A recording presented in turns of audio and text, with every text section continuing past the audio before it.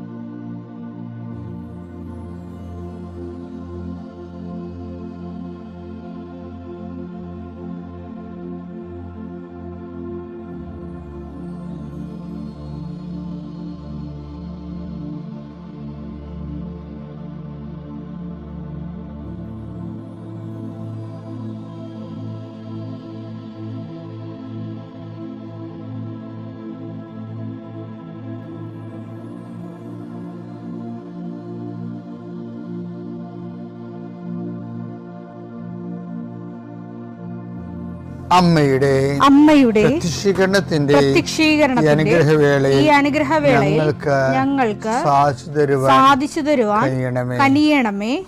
ആമേൻ. വിശ്വാസ പ്രമാണം. സർവശക്തനായ പിതാവും ആകാശത്തിന്റെയും ഭൂമിയുടെയും സൃഷ്ടാവുമായ ദൈവത്തിൽ ഞാൻ വിശ്വസിക്കുന്നു. അവിടുത്തെ ഏകപുത്രനും ഞങ്ങളുടെ കർത്താവുമായ ഈശോമിശിഹായിലും ഞാൻ വിശ്വസിക്കുന്നു.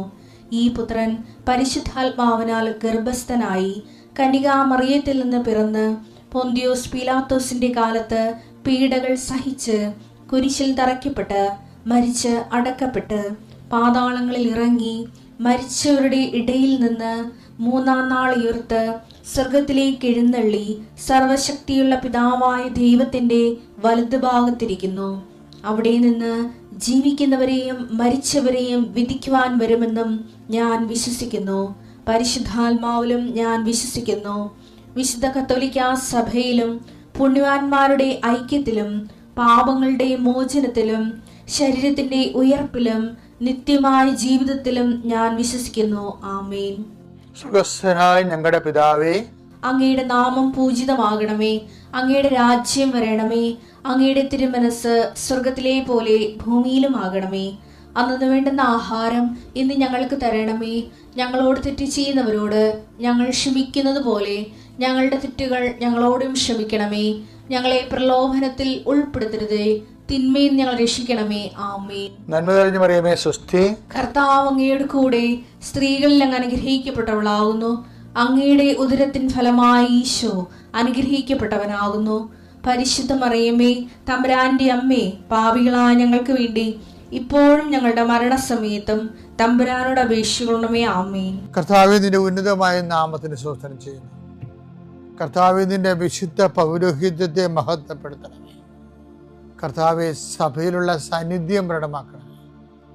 40 വർഷം ഞാൻ അർപ്പിച്ച കുർബാനയുടെ യോഗ്യതയാണ് കൃപാസന അൾത്താറെ ജീവനോടെ പ്രത്യക്ഷപ്പെട്ട പരിശുദ്ധ അമ്മയുടെ മാധ്യസ്ഥത്തിലെ ഞാൻ മക്കളെ ആശീർവദിക്കുന്നു. ഈശോയെ, ഇന്ന് കൃപാസന അൾത്താറെ നടക്കുന്ന 10,000-കണക്കിന് മനുഷ്യരുടെ പ്രാർത്ഥനയോട് കൂടെ ദൈവവേദലെ ഞാൻ നിന്നെ ഈശോനാമത്തിൽ ആശീർവദിക്കുന്നു. മാതാവിൻ്റെ പ്രത്യക്ഷീകരണത്തിൽ ഇന്ന് വരെ നടന്നിട്ടുള്ള എല്ലാ അനുഭവ സാക്ഷികളുടെയും സാക്ഷ്യങ്ങൾ നിനക്കും ഈ നിമിഷം നിൻ്റെ ഏറ്റവും വലിയ സങ്കടകരമായ അവസ്ഥകളെ അതിജീവിക്കാൻ ദൈവം നിന്നെ സഹായിക്കട്ടെ എന്ന് പ്രാർത്ഥിക്കുന്നു. നീ ഭയപ്പെടുന്ന വ്യക്തികളെ, നീ സങ്കടപ്പെടുന്ന കാര്യങ്ങളെ, നീ എന്ത് ചെയ്യും, എങ്ങനെ അതിജീവിക്കും എന്ന് വേദനിക്കുന്ന വിഷയങ്ങൾ, അതിൻ്റെ മേലെല്ലാം കർത്താവിൻ്റെ ആത്മാവ് പ്രവർത്തിക്കട്ടെ.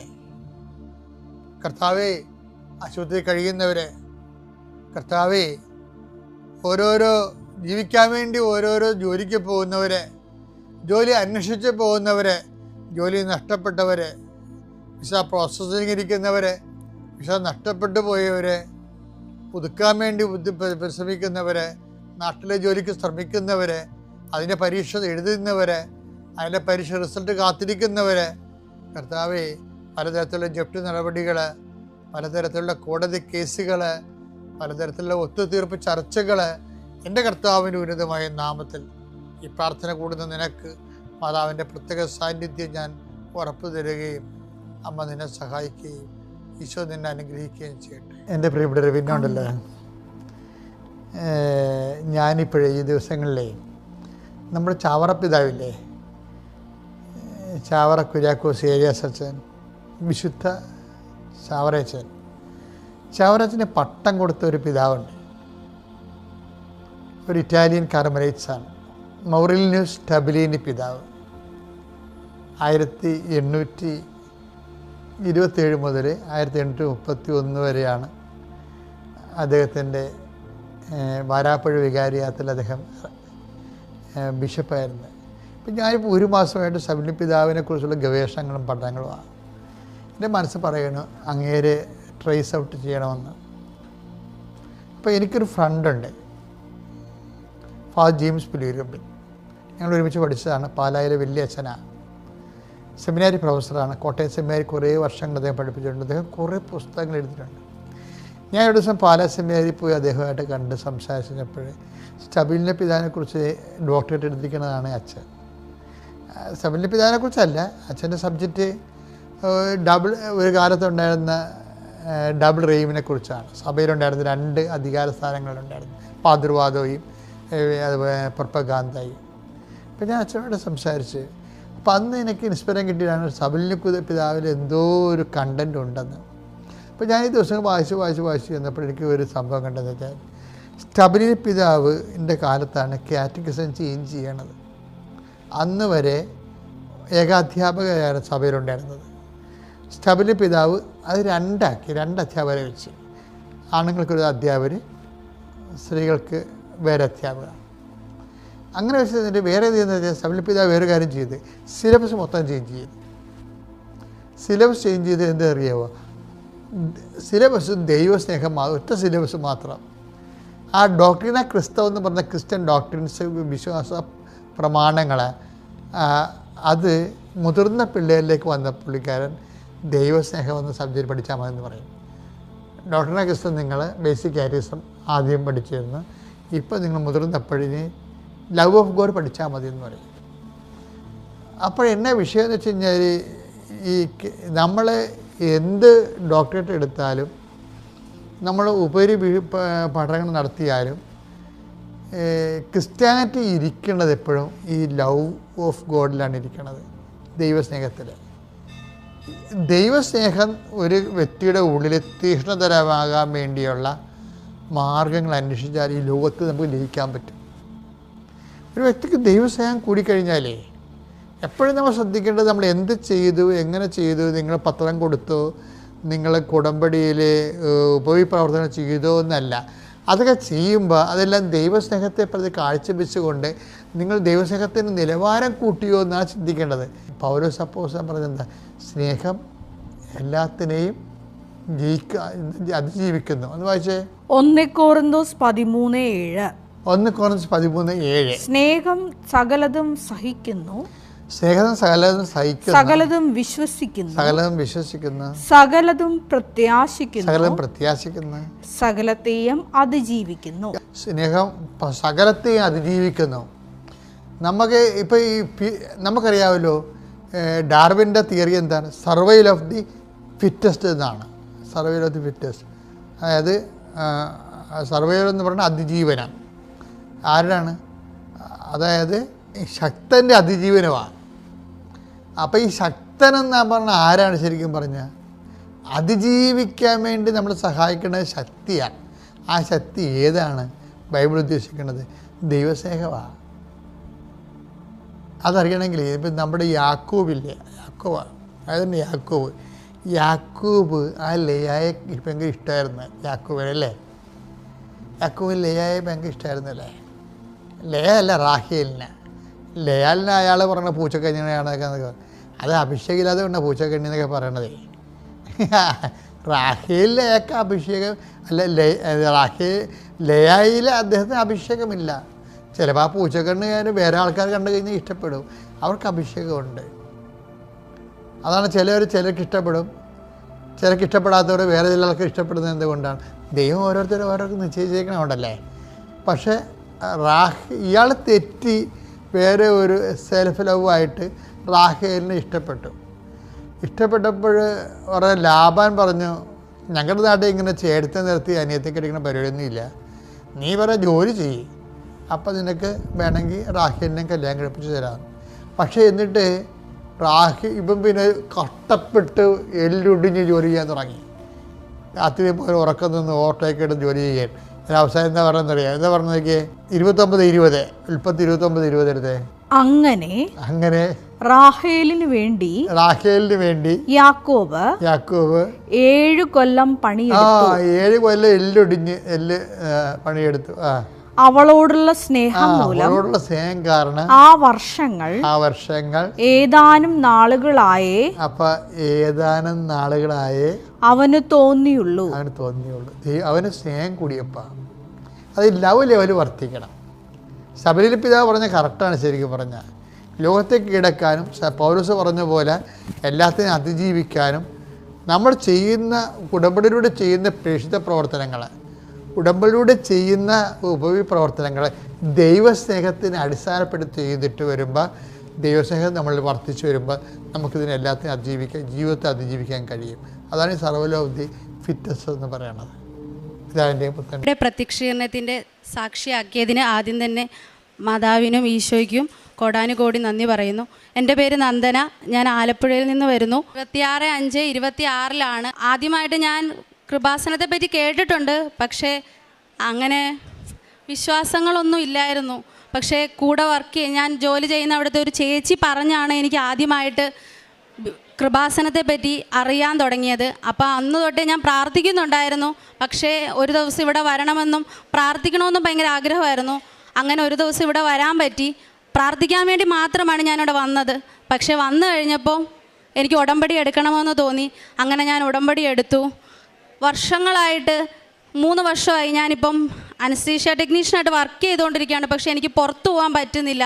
കാരണം എൻ്റെ കുടുംബത്തിലെ പ്രശ്നങ്ങൾ, കടങ്ങൾ, അങ്ങനെ കുറേ കാര്യങ്ങളുണ്ടായിരുന്നു. പക്ഷെ ഞാൻ പോയാൽ മാത്രമേ എൻ്റെ കുടുംബം എനിക്ക് രക്ഷപ്പെടുത്താൻ പറ്റുള്ളായിരുന്നു. അങ്ങനെ ഞാൻ ഇവിടെ വന്നു, ഉടമ്പടി എടുത്തു, മാതാവിനോട് പ്രാർത്ഥിക്കാൻ തുടങ്ങി. ആദ്യം തന്നെ എനിക്കൊരു ഓഫർ ലെറ്റർ വന്നു. പക്ഷേ ഓഫർ ലെറ്റർ വന്നു, ഇൻ്റർവ്യൂ അറ്റൻഡ് ചെയ്തു, ഓഫർ ലെറ്റർ വന്നു. പക്ഷേ അതിൽ ഒരുപാട് താമസങ്ങളായി. 1 മാസം കഴിഞ്ഞു. അങ്ങനെ ഞാൻ ഇവിടെ വന്നു. പിന്നെ മാതാവിനോട് അത് കഴിഞ്ഞാൽ ഞാൻ ഉടമ്പടി എടുക്കുന്നത്. അങ്ങനെ ഞാൻ മാതാവിനോട് പ്രാർത്ഥിച്ചു, മാതാവ് എന്താണ്, എൻ്റെ എക്സാമിൻ്റെ ഡേറ്റ് കഴിയാറായി, അതിനു മുമ്പ് എനിക്ക് ചെന്നാൽ മാത്രമേ എനിക്ക് ജോലിക്ക് കയറാൻ പറ്റുള്ളൂ, ഇനിയും പൈസ അടയ്ക്കണം, അങ്ങനെ കുറേ കാര്യങ്ങളുണ്ടായിരുന്നു. അങ്ങനെ ഞാൻ പ്രാർത്ഥന കണ്ടിന്യൂ ചെയ്തു. പെട്ടെന്ന് തന്നെ ഏജൻറ്റ് വന്ന് മെസ്സേജ് അയച്ചു, ഒരു ദിവസം കോട്രാബായിക്ക് അപ്ലൈ ചെയ്യണം, പൈസ വേണമെന്ന്. പൈസയൊന്നുമില്ല. പക്ഷേ എവിടുന്നോ ഞാൻ അച്ഛനോട് കാര്യങ്ങൾ പറഞ്ഞു, വീട്ടിൽ സംസാരിച്ചു, അവർ പൈസ അറേഞ്ച് ചെയ്തോളാം എന്ന് പറഞ്ഞു. അങ്ങനെ കോട്രാബായി അപ്ലൈ ചെയ്തു. താമസം എടുക്കുമെന്ന് പറഞ്ഞു, ഓൺലൈൻ വഴി ആയതുകൊണ്ട്. പക്ഷേ 2 മാസം എന്നുള്ളത് 1 മാസം കൊണ്ട് എനിക്ക് കോട്രാബായിയുടെ റിസൾട്ട് കിട്ടി. അപ്പോൾ തന്നെ എന്നോട് പറഞ്ഞു അറ്റസ്റ്റേഷൻ അപ്ലൈ ചെയ്യണം, കോളേജിൽ നിന്ന് പേപ്പറുകൾ വാങ്ങണം, കോളേജിൽ പോകണമെങ്കിലും താമസമാവും, വേഗം തന്നെ അപ്ലൈ ചെയ്യണമെന്ന് പറഞ്ഞു. പക്ഷേ എനിക്ക് പോയി പേപ്പർ വാങ്ങാനുള്ള സമയമൊന്നുമില്ലായിരുന്നു. ഞാൻ ഇവിടുന്ന് മെസ്സേജ് അയച്ചു, കൂടെ ഉള്ളവരോട് പറഞ്ഞു, അവിടുത്തെ പ്രിൻസിപ്പലിനോട് സംസാരിച്ചു. എനിക്ക് അവിടുന്ന് ആദ്യം തന്നെ കൊറിയർ അയച്ചു തന്നു എൻ്റെ ഒരു സർട്ടിഫിക്കറ്റ്. അങ്ങനെ ഞാൻ അറ്റസ്റ്റേഷൻ അപ്ലൈ ചെയ്തു. അറ്റസ്റ്റേഷൻ അപ്ലൈ ചെയ്ത് കഴിഞ്ഞു. അത് കഴിഞ്ഞ് അതിൻ്റെ റിസൾട്ടും വന്നു. എല്ലാം ഓരോ ചൊവ്വാഴ്ചകളിൽ പ്രാർത്ഥന കൂടിയതിന് ശേഷം മാത്രമാണ് എനിക്ക് എല്ലാത്തിനും, അതും ഉച്ച കഴിഞ്ഞ് മാത്രമാണ് എനിക്ക് എല്ലാത്തിൻ്റെയും മറുപടികൾ ഏജൻറ്റ് തരാൻ തുടങ്ങിയത്. അങ്ങനെ ഞാൻ ചൊവ്വാഴ്ച ധ്യാനം കൂടിയതിന് ശേഷം മാത്രമാണ് എനിക്കിതിൻ്റെ എല്ലാം മറുപടികളും റിസൾട്ടുകളും തരാൻ തുടങ്ങിയത്. അങ്ങനെ എന്നോട് പറഞ്ഞു വിസയ്ക്ക് അപ്ലൈ ചെയ്യണമെന്ന് പറഞ്ഞു. ഞാൻ വിസയ്ക്ക് അപ്ലൈ ചെയ്തു. ഒരു മറുപടിയില്ല. പുള്ളി പറയുന്നു 2 ആഴ്ച എടുക്കണ്ട, ഇതുവരെ ഒന്നും വരുന്നില്ല നന്ദന എന്ന് പറഞ്ഞു. അങ്ങനെ ഏജൻറ്റ് എന്നോട് പറഞ്ഞു. അപ്പോൾ എനിക്ക് സങ്കടങ്ങളായി.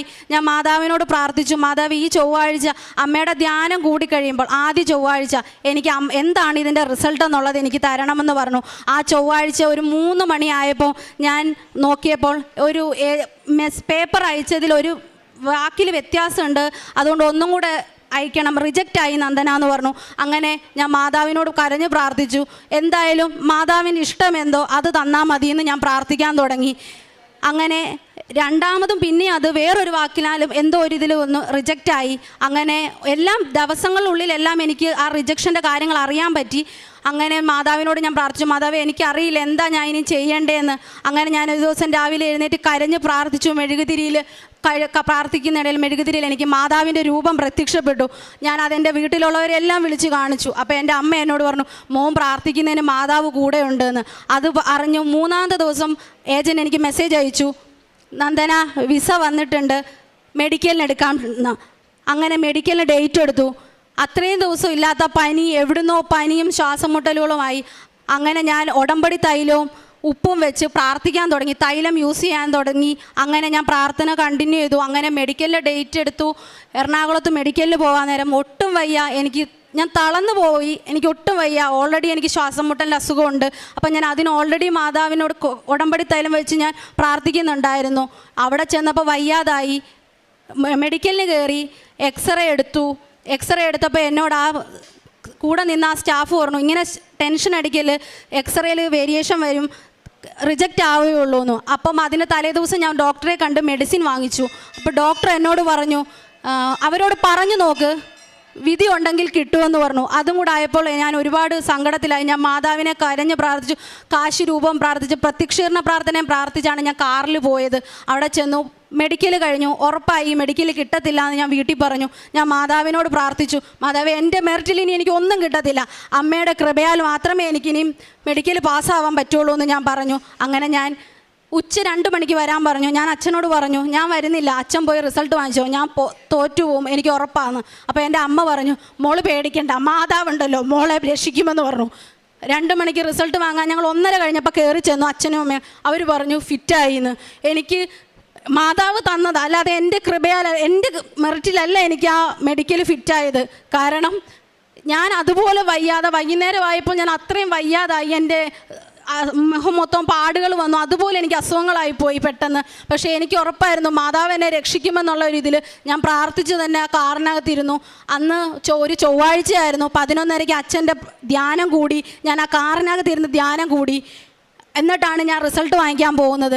അങ്ങനെ മെഡിക്കലിൽ ഞാൻ ഫിറ്റായി. അന്ന് തന്നെ സ്റ്റാമ്പിങ്ങിന് അയക്കാൻ പറഞ്ഞു പുള്ളി, ഏജൻറ്റ് സ്റ്റാമ്പിങ്ങിന് അയക്കാൻ പറഞ്ഞു. ഞാൻ സ്റ്റാമ്പിങ്ങിന് അയച്ചു. ഈ ഞായറാഴ്ച 19-ാം തീയതി രാവിലെ 3 മണിക്ക് എനിക്ക് ടിക്കറ്റ് കിട്ടി. 3 മണിക്ക് അമ്മയോട് ഞാൻ കരഞ്ഞ് പ്രാർത്ഥിച്ചു, എനിക്കിത് തന്നാൽ ഞാൻ അമ്മ എൻ്റെ സാക്ഷ്യം ഞാനിവിടെ വന്ന് പറഞ്ഞേക്കാമെന്ന്. ഒരുപാട് വിശ്വാസമുള്ള വ്യക്തിയാണ്. പക്ഷേ 1 മാസം കൊണ്ട് ഉടമ്പടി എനിക്ക് കംപ്ലീറ്റ് ചെയ്യാൻ പറ്റിയില്ല. അതിനു മുമ്പ് തന്നെ എൻ്റെ ഏറ്റവും വലിയ ആഗ്രഹമാണ് അമ്മ എനിക്ക് സാധിച്ചു തന്നത്. അതിനെനിക്ക് അമ്മയോട് ഒരുപാട് നന്ദി പറയാനുണ്ട്.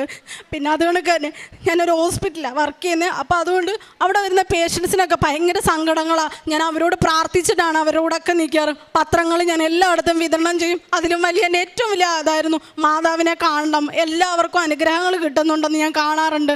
പക്ഷേ എനിക്ക് മാത്രം എന്താന്ന്, അന്നാണ് മാതാവ് എനിക്ക് മെഴുകുതിരിയിൽ അത്ഭുതം കാണിച്ചു തന്നത്. അതുകൊണ്ടൊക്കെ തന്നെ ഓരോ ധ്യാനം എടുക്കുമ്പോഴും അച്ഛൻ പറയാറുണ്ട്, മോർണിംഗ് ഡെയിലി ബ്രെഡ് കയറുമ്പോഴും അച്ഛൻ പറയും നാളെ സർട്ടിഫിക്കറ്റ് വെച്ച് പ്രാർത്ഥിക്കണമെന്ന്. ആ സർട്ടിഫിക്കറ്റ് വെച്ച് പ്രാർത്ഥിക്കുന്നതിൻ്റെ പിറ്റേ ദിവസമാണ് എനിക്ക് വിസയ്ക്ക് അപ്ലൈ ചെയ്യാനുള്ള അവസരങ്ങൾ കിട്ടിയത്.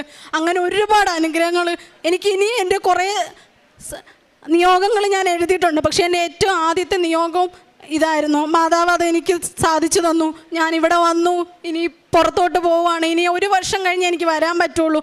അതുവരെയും ഞാൻ മാതാവിൻ്റെ കൂടെ തന്നെ ഈ ഉടമ്പടിയിൽ ജീവിക്കണമെന്നാണ് എൻ്റെ ഏറ്റവും വലിയ ആഗ്രഹവും. ഇത്രയും നല്ലൊരു നന്ദി തന്നതിന് ഞാൻ ആദ്യം തന്നെ മാതാവിനോട് നന്ദി പറയുവാണ്. ഞാൻ കുവൈറ്റിൽ അനസ്തീഷ്യ ടെക്നീഷ്യൻ എന്ന ജോലിയിൽ തന്നെയാണ് പോകുന്നത്. ഞാൻ വർക്ക് ചെയ്യുന്ന ജോലി തന്നെയാണ് എനിക്ക് അവിടെയും കിട്ടിയത്. പത്രം ഞാൻ പോകുന്ന വഴികളിൽ പത്രങ്ങളൊക്കെ കൊടുക്കുമായിരുന്നു. ചില കടകളിലൊക്കെ കയറുമ്പോൾ അവരോടൊക്കെ ഞാൻ ഇങ്ങനെ സംസാരിച്ച് പത്രങ്ങൾ കൊടുക്കാറുണ്ട്. അങ്ങനെ പിന്നെ ഈ ചില ഒരു പ്രാർത്ഥന ഹോസ്പിറ്റലായതുകൊണ്ട് എനിക്ക് അങ്ങനെ പുറത്ത് പോയി പ്രേക്ഷപ്രവർത്തനങ്ങൾ അങ്ങനെ ചെയ്യാൻ പറ്റില്ല. പക്ഷേ എന്നോട് പറയുന്നവരോടൊന്നും ഞാൻ അവരെ കൈവിടില്ല, എല്ലാ സഹായങ്ങളും ചെയ്യും. പിന്നെ ഈ കുഞ്ഞുങ്ങൾ വയ്യാന്നൊക്കെ കാണുമ്പോൾ അവർക്കൊക്കെ പൈസ അയച്ചു ഞാനിങ്ങനെ കൊടുക്കുമായിരുന്നു. പിന്നെ എൻ്റെ ഏറ്റവും വലിയ ആഗ്രഹമാണ് എനിക്ക് നല്ലൊരു ജോലി കിട്ടി എൻ്റെ കുടുംബത്തെ റെഡിയാക്കുന്നതിനൊപ്പം തന്നെ എനിക്കൊരു കുഞ്ഞിനെ പഠിപ്പിക്കണമെന്നുള്ളത് എൻ്റെ ഏറ്റവും വലിയ ആഗ്രഹമാണ്. മാതാവ് അനുഗ്രഹിച്ച ഞാനൊരു കുഞ്ഞിനെ അതിന് വേണ്ട ചിലവുകൾ നോക്കി പഠിപ്പിക്കും. ഞാൻ എല്ലാ ചൊവ്വാഴ്ചയിലും ധ്യാനം കൂടും. ഡെയിലി ബ്രെഡ് മുടങ്ങത്തേയില്ല. വൈകുന്നേരത്തെ അച്ഛൻ്റെ പ്രയർ സായാഹ്ന പ്രാർത്ഥന ഞാൻ കൂടും. അതുപോലെ തന്നെ എനിക്ക് വർഷങ്ങളായിട്ട് എൻ്റെ ബാക്കിൽ ഇങ്ങനെ പുറത്ത് കുറേ കുരുക്കൾ വന്നിട്ട് ഇങ്ങനെ ആഗ്നെ പോലെ മാറാതെ ഇങ്ങനെ കിടക്കുമായിരുന്നു.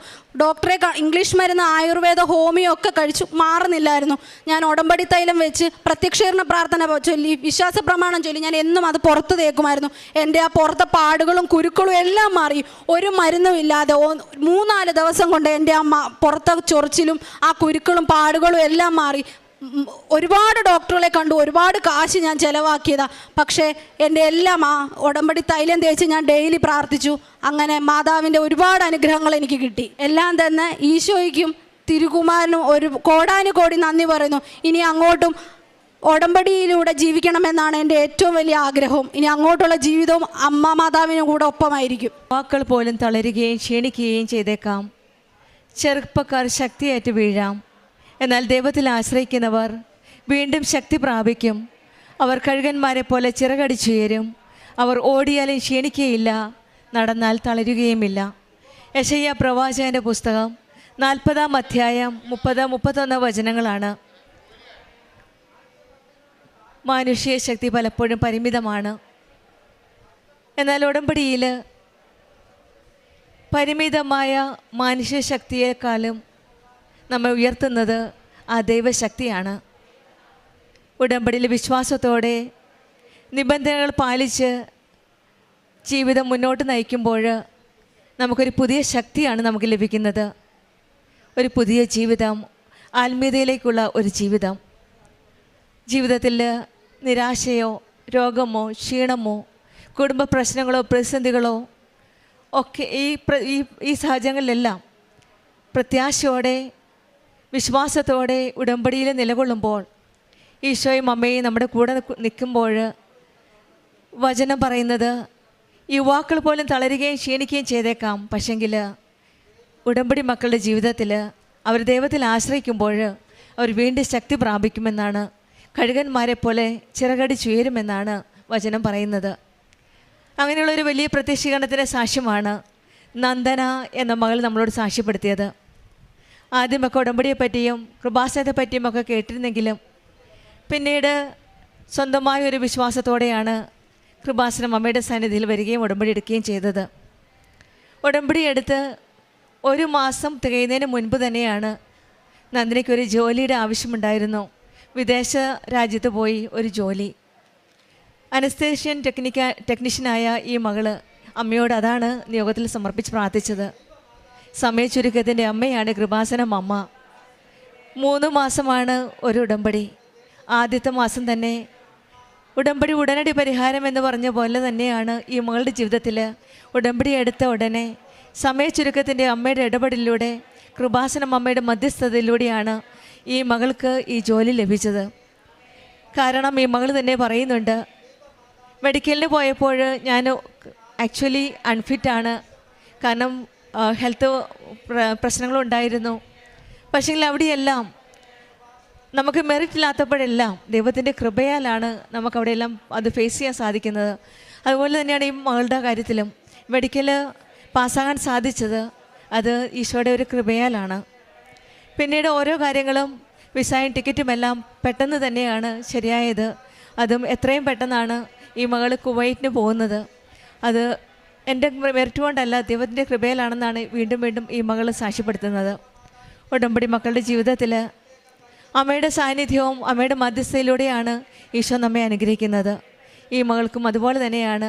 മകൾ പറഞ്ഞത് ഡെയിലി ബ്രെഡിൻ്റെ സമയത്ത് അച്ഛൻ ഓരോ പ്രാർത്ഥന പ്രാർത്ഥിക്കുമ്പോഴും സർട്ടിഫിക്കറ്റ് എല്ലാം എടുത്തു വെച്ച് ഞാൻ എന്നും പ്രാർത്ഥിക്കുമായിരുന്നു എന്നാണ്. എല്ലാ ദിവസവും ഡെയിലി ബ്രെഡും അച്ഛൻ്റെ ധ്യാനവും എല്ലാം വിശ്വാസത്തോടെ നിബന്ധനകൾ പാലിച്ച്, അതുകൊണ്ട് തന്നെയാവാം 3 മാസം തികഞ്ഞതിന് മുമ്പ് തന്നെ 1 മാസത്തിനുള്ളിൽ ഈ മകൾക്ക് നന്ദനയ്ക്ക് അതിനുള്ള ഒരു ആത്മീയ ആസ്തി കിട്ടിയത്, ഒരു അനുഗ്രഹം കിട്ടിയത്.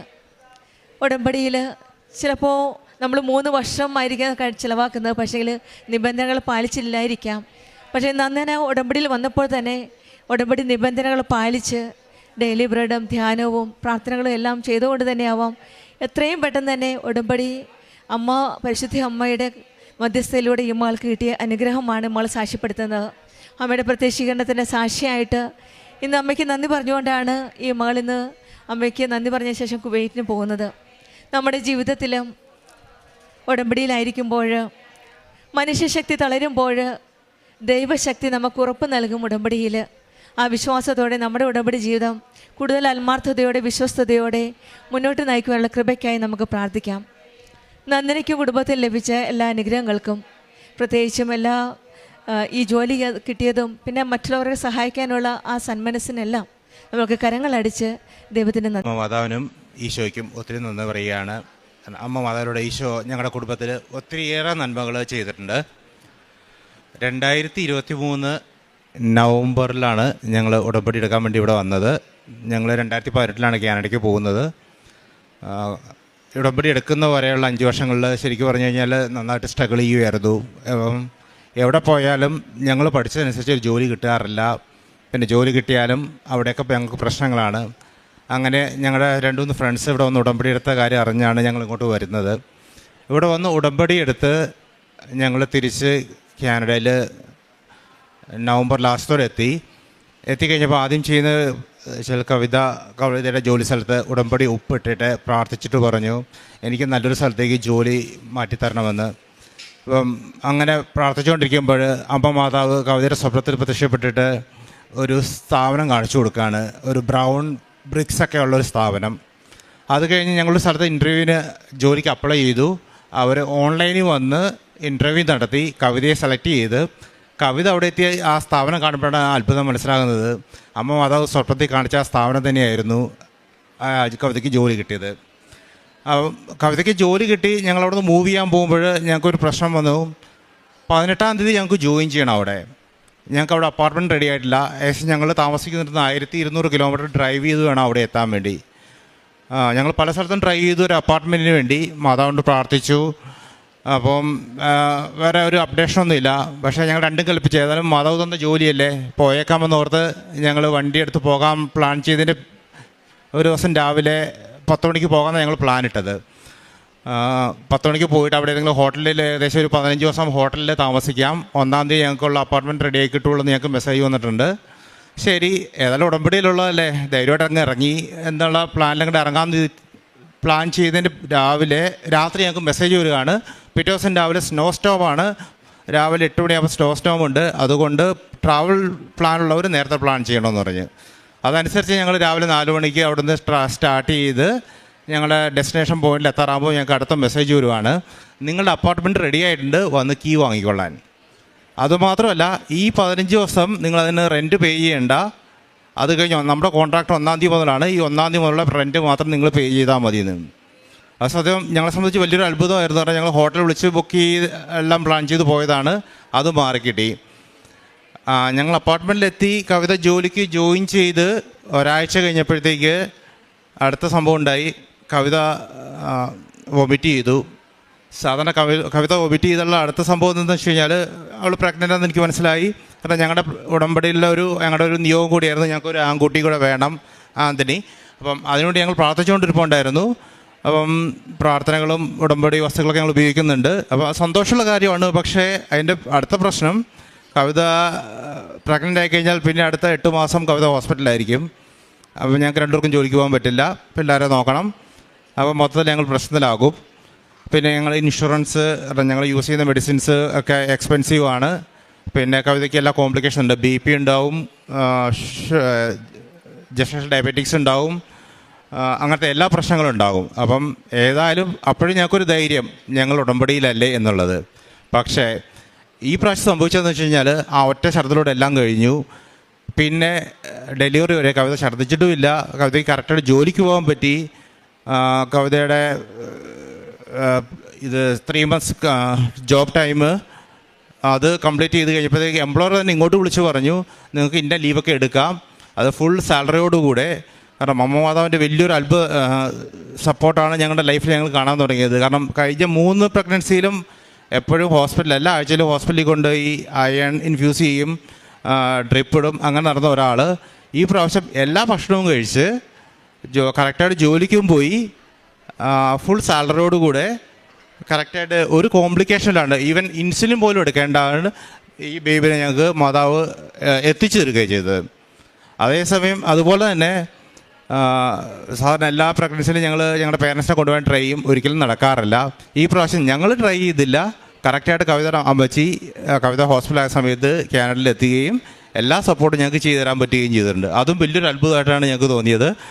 പിന്നെ അടുത്തൊരു കാര്യം വെച്ച് കഴിഞ്ഞാൽ കവിത മെറ്റേണിറ്റി കഴിയുമ്പം എൻ്റെ ഒരു പ്രശ്നം എന്ന് വെച്ച് കഴിഞ്ഞാൽ ഞാനൊരു സെയിൽസ് പ്രൊഫഷണലാണ്. 5 വർഷമായിട്ട് ഞാൻ സ്ട്രഗിൾ ചെയ്യുമായിരുന്നു. കാരണം എനിക്ക് സെയിൽസിൽ ജോലി കിട്ടാറില്ല. ചെറിയ ജോലിയൊക്കെ ചെയ്യും, ഫാമിലി സപ്പോർട്ട് ചെയ്യാൻ പറ്റുന്നുണ്ട്. അങ്ങനെ ഞാനത് ഉടമ്പടി വെച്ച് പ്രാർത്ഥിച്ചുകൊണ്ടിരിക്കുമ്പോൾ ഞാൻ ഓരോ ഇൻ്റർവ്യൂവിന് അപ്ലൈ ചെയ്തപ്പോഴത്തേക്ക് ആ ലേഡി എന്നെ വിളിച്ചിട്ട് പറയുകയാണ്, ജോസഫ്, നീ ഇന്ന സ്ഥലത്തല്ലേ താമസിക്കുന്നത്, ആ സ്ഥലത്ത് ഞങ്ങൾക്കൊരു വേക്കൻസി ഇല്ല, പക്ഷേ എനിക്ക് കഴിഞ്ഞ ദിവസം തോന്നുകയാണ് അവിടെ ബേസ് ചെയ്തിട്ടൊരു സെയിൽസാണ് ഒരാളെ എനിക്ക് ആവശ്യമുണ്ട്, അതുകൊണ്ട് നിൻ്റെ ക്വാളിഫിക്കേഷൻ ഞാൻ നോക്കിയിരുന്നില്ല, ആ സ്ഥലത്തിൻ്റെ പേര് കണ്ടപ്പോഴത്തേക്ക് ഞാൻ നിന്നെ വിളിച്ചതാണ്.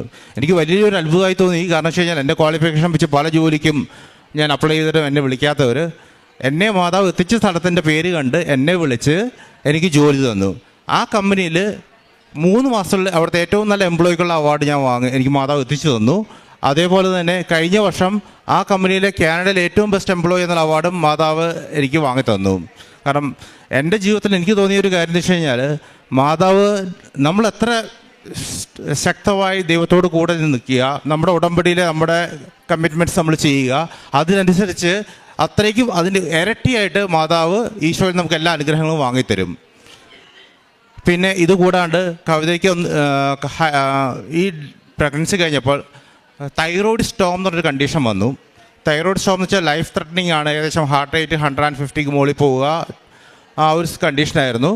അപ്പം ഡോക്ടേഴ്സ് വിളിച്ചിട്ട് പറഞ്ഞു, ഇനി ലൈഫ് ടൈം നിങ്ങൾ മരുന്ന് കഴിക്കേണ്ടി വരും എന്നൊരു സിറ്റുവേഷൻ പറഞ്ഞപ്പോഴത്തേക്ക് ആ ആഴ്ചത്തെ ധ്യാനത്തിൽ അച്ഛൻ തൈറോയ്ഡ് രോഗികൾക്ക് വേണ്ടി പ്രാർത്ഥിക്കാൻ പറഞ്ഞു. കവിത പ്രാർത്ഥന ധ്യാനത്തിൽ കൂടി ഉടമ്പടി വസ്തുക്കൾ ഉപയോഗിച്ച് പ്രാർത്ഥിച്ച് കഴിഞ്ഞപ്പോഴത്തേക്ക് സീനിയർ ഡോക്ടർ കവിത വിളിച്ചിട്ട് ചോദിച്ചു, കവിത ഇസ് വണ്ടർഫുൾ, താൻ ഇനി ലൈഫിൽ ഒരു മരുന്നും കഴിക്കേണ്ട തൈറോയ്ഡിന് വേണ്ടി. പിന്നെ അടുത്തെന്ന് വെച്ച് കഴിഞ്ഞാൽ വലിയൊരു സാക്ഷ്യം എന്ന് വെച്ച് കഴിഞ്ഞാൽ, ഞങ്ങളുടെ എബ്രഹാം എന്ന് പറഞ്ഞ ഞങ്ങളുടെ മൂത്ത മോൻ, അവന് ഹൈപ്പർ ആക്റ്റീവാണ്. അതിൻ്റെ ഉടനെ അവന് ഓട്ടിസത്തിൻ്റെ വൈഡ് സ്പെക്ട്രത്തിലും കൂടെ ഡോക്ടർക്ക് സംശയം ഉണ്ടായിരുന്നു. അപ്പം സ്കൂളിൽ 1 മണിക്കൂർ അവൻ പോവുള്ളൂ. 1 മണിക്കൂർ കഴിഞ്ഞാൽ അവർ സ്പെഷ്യൽ വണ്ടിയിൽ തിരിച്ചു വിടും. അപ്പം അവനെ നോക്കാൻ വേണ്ടി ഒരാൾ എപ്പോഴും വീട്ടിലിരിക്കണം, ആ ഒരു അവസ്ഥയായിരുന്നു. പക്ഷേ ഉടമ്പടി വസ്തുക്കൾ ഉപയോഗിച്ചതിന് ശേഷം സ്കൂളിൽ നിന്ന് ടീച്ചേഴ്സ് ഞങ്ങൾ വിളിച്ചു വെച്ചു, നിങ്ങൾ എന്ത് മാജിക്കാണ് വീട്ടിൽ കാണിച്ചേക്കുന്നത്, എബ്രഹാം ഇപ്പോൾ പറഞ്ഞതെല്ലാം കേൾക്കും, സ്കൂളിലെ ഏറ്റവും നല്ല സ്റ്റുഡൻസ് ഒരാളാണ്, അതുകൊണ്ട് നിങ്ങൾ ഫുൾ ടൈം അവന് സ്കൂളിൽ വിട്ടേക്കാൻ. പിന്നെ മാതാവിൻ്റെ പ്രത്യേക അനുഗ്രഹത്തിൽ കവിതയ്ക്ക് മാതാവിനെ കാണാൻ പറ്റിയിരുന്നു. പ്രാർത്ഥനയിൽ സുഗന്ധാഭിഷേകം ഞങ്ങൾക്ക് കിട്ടിയിട്ടുണ്ട്. പിന്നെ ഞങ്ങൾ ചെയ്യുന്ന കാരുണ്യ പ്രവർത്തനം എന്ന് വെച്ച് കഴിഞ്ഞാൽ, ഞങ്ങൾ ആൾക്കാരെ അവരുടെ ആവശ്യം അങ്ങോട്ട് ചോദിച്ചിട്ട് പോയി ഹെൽപ്പ് ചെയ്യാറുണ്ട്. പിന്നെ ഞങ്ങളുടെ പള്ളികളിലാണെങ്കിലും ചെയ്യേണ്ട നമ്മുടെ കാരുണ്യ പ്രവർത്തികൾ, മറ്റുള്ളവരെ എങ്ങനെ സഹായിക്കണം, അതുപോലെ നമ്മുടെ പേപ്പറുകൾ, ഉടമ്പടി വസ്തുക്കൾ, അത് ഞങ്ങളൊക്കെ പോക്കറ്റിൽ എപ്പോഴും ഉടമ്പടി കാശ് വാങ്ങിക്കൊണ്ടു പോകുന്നുണ്ട്. ആരെങ്കിലും കഷ്ടപ്പാട് പറഞ്ഞു കഴിഞ്ഞാൽ ഉടമ്പടി നമ്മുടെ കാശ് എടുത്ത് കൈ കൊടുത്ത് പ്രാർത്ഥിക്കാൻ പറയും. അല്ലാണ്ട് ഫിനാൻഷ്യൽ ഹെൽപ്പ് വേണ്ടവരാണെങ്കിൽ അവരെ ഫിനാൻഷ്യലി ഞങ്ങൾ ഹെൽപ്പ് ചെയ്യാറുണ്ട്. പിന്നെ പ്രാർത്ഥനയ്ക്കുക വെച്ചാൽ ഞങ്ങൾക്കൊരു ഗ്രൂപ്പുണ്ട്, അതിൽ ഞങ്ങൾ പ്രാർത്ഥിക്കാറുണ്ട്, പ്രാർത്ഥന ഷെയർ ചെയ്യാറുണ്ട്. നമ്മുടെ ഉടമ്പടി പത്രം ഷെയർ ചെയ്യാറുണ്ട്, അത് ഇംഗ്ലീഷിൽ ഞങ്ങൾ വാങ്ങിക്കൊണ്ട് പോയിരുന്നു. ഈ പ്രാവശ്യം ഞങ്ങൾ പോകുമ്പോൾ ഫ്രഞ്ച് നമ്മുടെ ഫ്രഞ്ച് ലാംഗ്വേജ് ഇമ്പോർട്ടൻസ് ഉള്ളതുകൊണ്ട് ഫ്രഞ്ചിൻ്റെ ഉടമ്പടി പത്രം വാങ്ങിക്കൊണ്ടാണ് പോകുന്നത്. പിന്നെ ഏറ്റവും വലിയൊരു കാര്യം എന്ന് വെച്ച് കഴിഞ്ഞാൽ, ഉടമ്പടിയിലൂടെ ഞങ്ങൾക്ക് മനസ്സിലായൊരു കാര്യം, ദൈവം എപ്പോഴും നമ്മളെ അനുഗ്രഹിക്കാൻ തയ്യാറാണ്, നമ്മൾ അനുഗ്രഹം വാങ്ങാൻ തയ്യാറാണോ എന്നുള്ളതാണ്. ഈ ഉടമ്പടിയിലൂടെ ഞങ്ങളുടെ ജീവിതത്തിൽ വന്ന ട്രാൻസ്ഫോർമേഷനാണ്. ദൈവം ഞങ്ങളെ അനുഗ്രഹിച്ചുകൊണ്ടിരുന്നു, ഞങ്ങൾ മാറി അനുഗ്രഹം വാങ്ങാൻ വേണ്ടി ഞങ്ങൾ തയ്യാറാക്കി വെച്ചപ്പോൾ ദൈവം ഞങ്ങളെ അനുഗ്രഹിച്ചുകൊണ്ടിരിക്കുകയാണ്. അതുകൊണ്ട് അമ്മ മാതാവിലൂടെ ഈശോ തന്ന എല്ലാ അനുഗ്രഹങ്ങൾക്കും ഞങ്ങൾ നന്ദി പറയുന്നു. സങ്കീർത്തനങ്ങൾ 89-ാം അധ്യായം 17 വാക്യങ്ങൾ.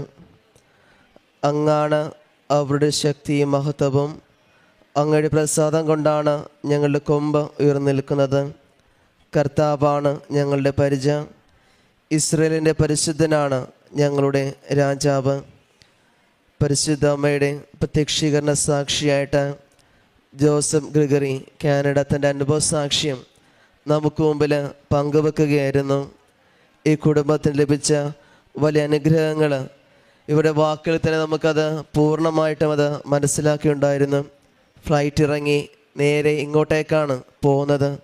അത് പരിശുദ്ധമ്മയുടെ മുമ്പിൽ തങ്ങൾക്ക് കിട്ടിയ ആ ദൈവാനുഗ്രഹത്തെ സാക്ഷ്യപ്പെടുത്തിക്കൊണ്ട് പോകാൻ വേണ്ടിയിട്ടാണ് ഇവിടെ വന്ന് തങ്ങളുടെ അനുഭവ സാക്ഷി നമുക്ക് മുമ്പിൽ പങ്കുവെക്കുക.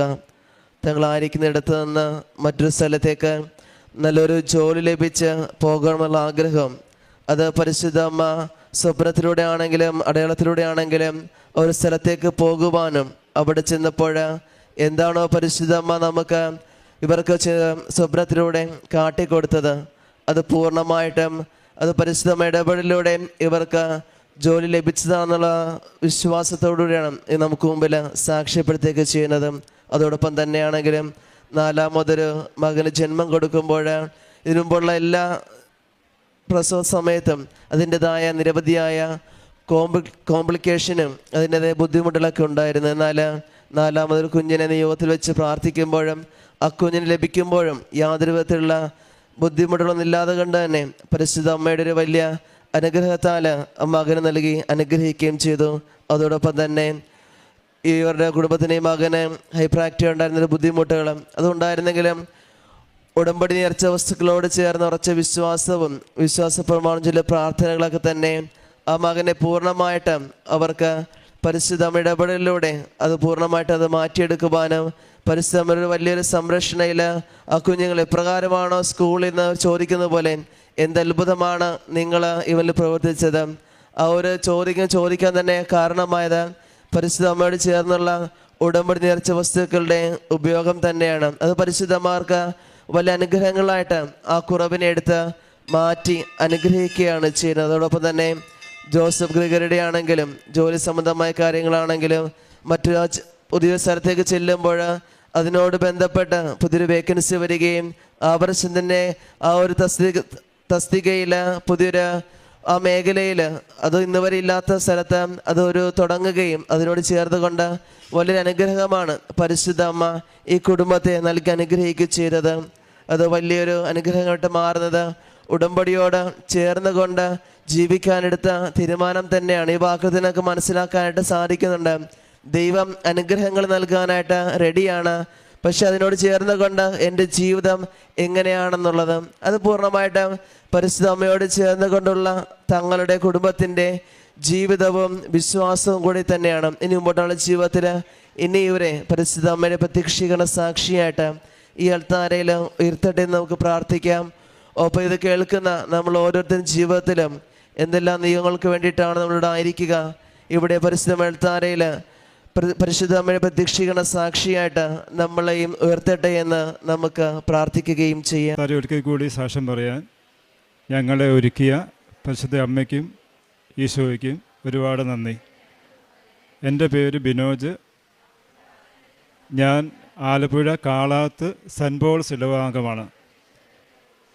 ഞാൻ ആദ്യമായിട്ട് ഉടമ്പടി എടുത്തത് 2020 ജനുവരി 17 എനിക്കിപ്പം കിട്ടിയ അത്ഭുതമായ ഈ രോഗസൗഖ്യം സാക്ഷ്യം പറയുന്നതിന് മുമ്പ് എനിക്ക് എങ്ങനെയാണ് ഞാൻ ഇവിടെ എത്തിയതെന്നും കൂടി പറയണം ബ്രീഫായിട്ട്. 2019 ഞാൻ UK ഇവിടെ ഉടമ്പടി എടുത്ത് ഇംഗ്ലണ്ടിൽ വന്ന ഒരു മകൾ എന്നോട് പറഞ്ഞു, ആലപ്പുഴ കൃപാസനം എന്ന സ്ഥലമുണ്ട്, അവിടെ പോകണം.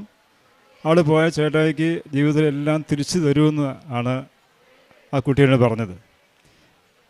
അത് കേട്ടപ്പം അതുവരെ ജീവിതത്തിലെല്ലാം നഷ്ടപ്പെട്ട് മുന്നോട്ട് ഞാൻ പ്രാർത്ഥിക്കുന്ന ആളാണ്.